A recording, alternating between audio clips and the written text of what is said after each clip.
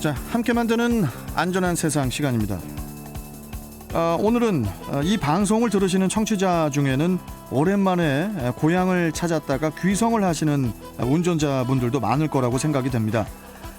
그래서 오늘은 장거리 운전에 따른 도로별 특성과 안전운전에 대해 도로교통공단 인천지부 김태환 교수와 이야기 나눠보도록 하겠습니다.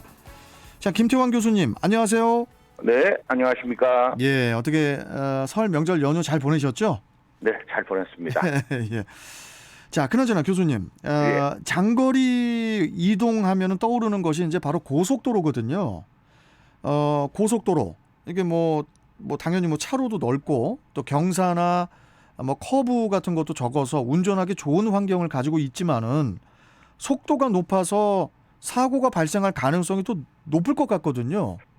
네, 전체 교통사고에서 이 고속도로에서 발생하는 교통사고는 약 2% 정도로 그렇게 큰 비중을 차지하고 있는 것은 아닙니다.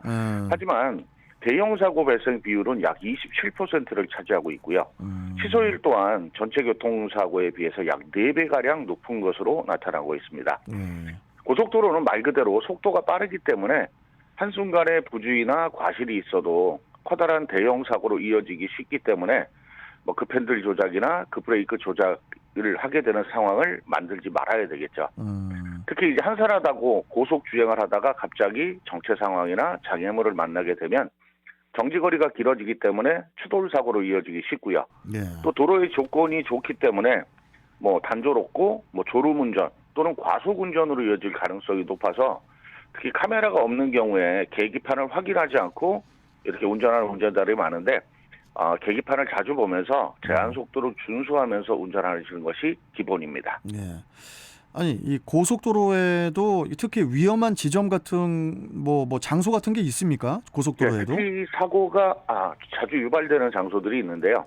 일반 도로에서는 가장 위험한 장소가 바로 교차로인 것처럼 고속도로에서도 가장 위험한 것은 차량과 차량이 합류 또는 분산되는 인터체인지와 톨게이트를 통과하실 때 더욱더 주의를 기울이셔야 될 것 같습니다. 고속도로 진입을 위해서 하이패스 차로에 진입하는 순간 앞서가던 차량이 차로를 잘못 들어서 급차로 변경을 하거나 하이패스가 없거나 작동하지 않는 등의 이유로 그냥 그대로 멈춰 서버리는 경우에 대비해서 앞차와 좀 충분한 간격을 유지하셔야 되고요. 속도도 어느 정도 통제를 하셔야 되겠죠. 또 인터체인지나 톨게이트에서는 고속도로로 진입하거나 합류하는 경우에 변경할 차로의 안전을 확인하고 충분히 가속을 해서 진입해야 하는데 그렇지 못한 운전자들도 있고요. 특히 주행 중이던 차량이 진출로를 인지하지 못하고 지나치다가 갑자기 급차로를 변경해서 차량이 정지하거나 또 멈춰선 뒤에 후진하는 경우도 발생하기 때문에 전방을 좀 더 잘 살피고 미리미리 이정표 등을 잘 살펴서 미리 차로 변경을 하는 것도 중요합니다. 이 고속도로는 경사나 커브가 심하지 않지만은 반대로 고속도로를 벗어나서 국도나 지방도를 주행할 경우에 이럴 경우에는 직선도로에 비해서 커브길에서는 이렇게 차와 함께 몸이 바깥으로 쏠리는 그런 원심력으로 인해서 좀 위험하다는 그런 느낌을 받을 때가 있거든요. 국도나 지방도에서는 이것이 그 커브길 사고의 주된 원인이 또 되고 있죠. 네, 커브길 사고는 주로 과속으로 인해서 원의 중심으로부터 바깥쪽으로 벗어나려고 하는 원심력이라는 물리적인 힘으로 인해서 발생하는 경우가 많습니다.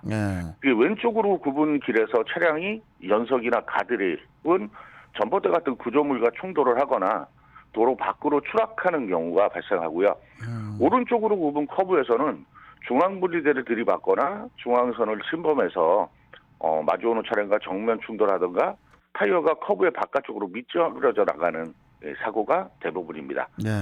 특히 노면이 젖어 있거나 토사 등이 깔려 있거나 블랙아이스 현상이 나타나는 이런 도로에서의 원심력은 굉장히 커질 수밖에 없기 때문에 운전자가 그만큼 더 속도를 통제하셔야 된다라고 말씀을 드릴 수 있겠습니다. 예. 그 커브길을 만나면은 커브의 정도가 어느 정도인지 확인이 불가능한 경우가 많기 때문에 미리 속도를 줄여야 한다. 이런 말씀이죠. 네, 이 커브길의 문제점 중에 하나는 이 커브로 인한 그 도로의 형태상으로 인해서 전방의 상황을 확인할 수 없는 문제가 발생합니다. 네. 뭐 직선주로라면 미리 발견할 수 있고 속도를 미리 줄였다라면 충분히 사고를 예방할 수 있지만 커브길에서는 미리 속도를 줄이지 않는다라면 원심력이 커질 수밖에 없고 또 급하게 풋브레이크를 사용하게 되면 원심력이 더 커지게 되고 특히 ABS가 장착되지 않은 차량의 경우에는 바퀴가 잠기는 현상으로 인해서 관성 주행을 하게 되어서 속도 방향이 통제가 되지 않는 이런 사고로 이어지는 경우가 많습니다. 그렇군요. 또한 ABS가 장착된 차량의 경우에도 속도가 높을 경우에는 원심력의 증가는 물론이고요. 빙판길이나 빗길, 블랙아이스 상황에서는 오히려 더 제동거리가 더 길어진다라는 것도 잊어서는 안 될 것 같습니다. 그러니까 이제 커브길에서는 무엇보다도 감속이 중요하겠군요. 감속이. 네, 맞습니다. 커브의 정도를 알 수 없는 상황에서는 직선 도로상에서 미리 충분히 속도를 줄여야 하고요. 예. 커브상에서는 과도한 브레이크를 사용하지 않을 수 있게 운전을 하셔야 됩니다.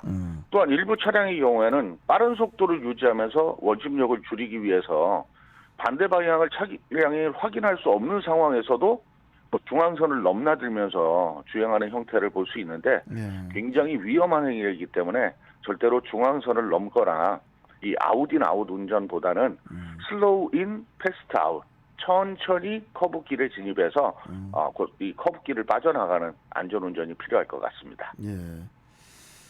대부분의 국도와 지방도가 편도 1차선인 곳이 많고 또 오르막길과 내리막길이 산재에 있는데 이러한 지형에서는 어떻게 운전하는 것이 좋을까요?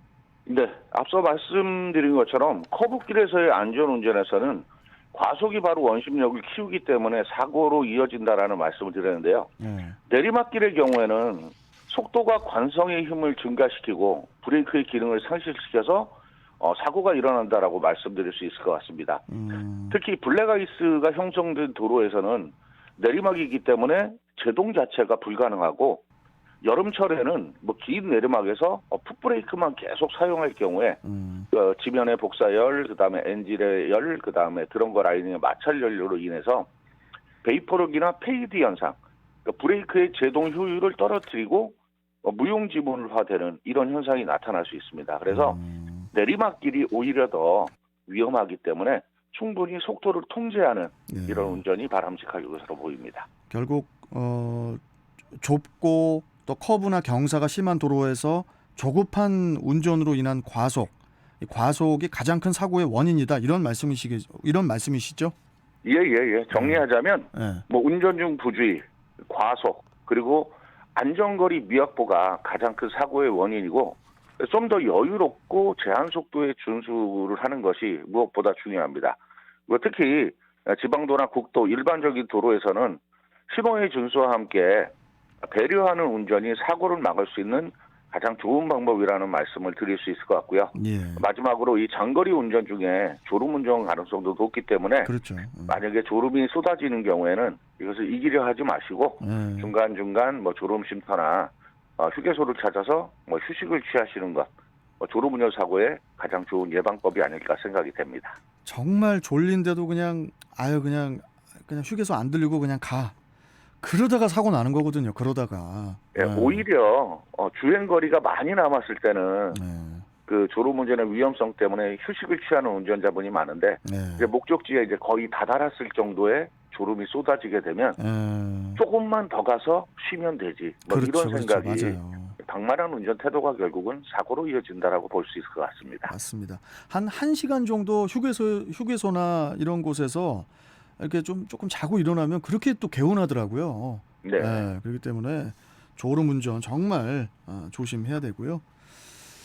자, 알겠습니다. 자, 함께 만드는 안전한 세상. 오늘은 장거리 운전에 따른 도로별 특성과 안전운전에 대해서 알아봤습니다. 자, 교수님 오늘 말씀 잘 들었고요. 또 뵙도록 하겠습니다. 고맙습니다. 네, 감사합니다.